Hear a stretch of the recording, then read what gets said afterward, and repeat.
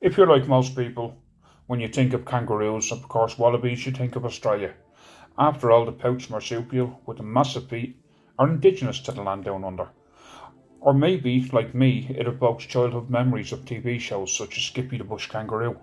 Regardless, I'm sure you've wondered what is the difference between a kangaroo and a wallaby. Well, in this video I'll explain the difference and also dispel a couple of facts about the eastern grey kangaroo. So, let's get started. So, what is the main difference between the two and how can you tell them apart? Well, first of all is size. As a rule, kangaroos are much taller than wallabies.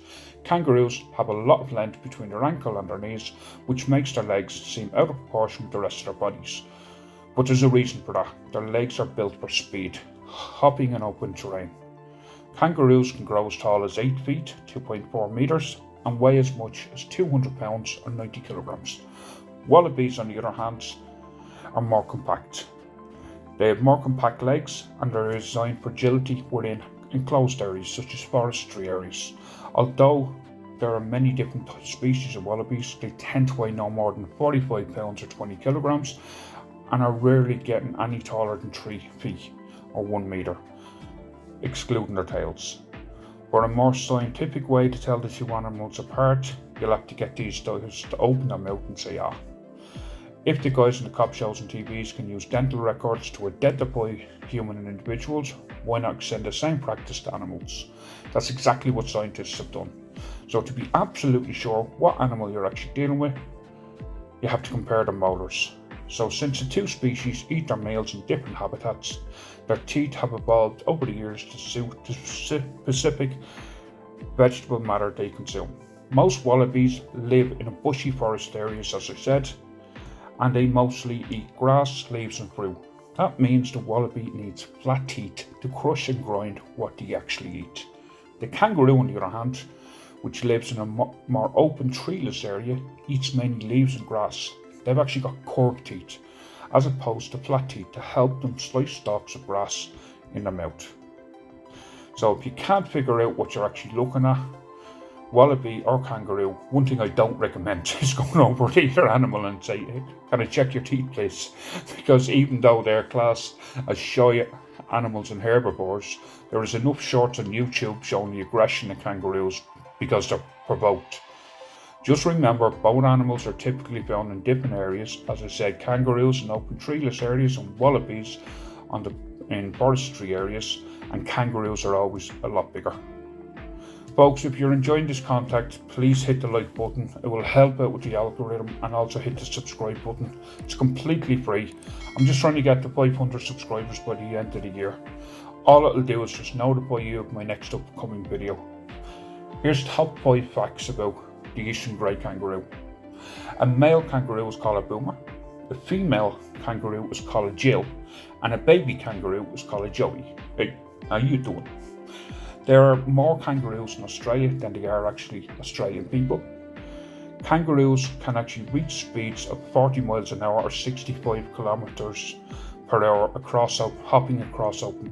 They can reach these speeds with the help of their very strong tail for balance and also their very large feet and very powerful leg muscles. Kangaroos are actually herbivores. Like cows, they can regurgitate their food and chew it a second time. But actually, unlike cows, kangaroos do not produce that much methane. A baby kangaroo is born after only a month-long gestation period. Like all marsupials, the female kangaroo has a pouch.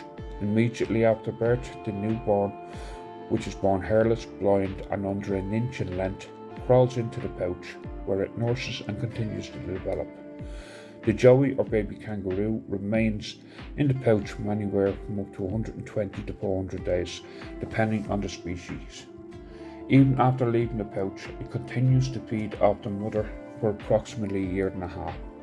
Females actually produce 2 different types of milk, which is amazing. The first is for the baby, as in newborns, and then the other one is for the more mature joeys. Amazingly, during periods of drought, a female kangaroo actually loses the ability to conceive. As the necessary resources are again available to the population, a female regains the ability to have offspring. In good conditions, a female gives birth annually. According to the IUCN, kangaroos are of least concern and have a healthy population in both Australia and in New Guinea, same as wallabies. Surprisingly, actually, wallabies generally have a longer lifespan and live for around 15 years in the wild.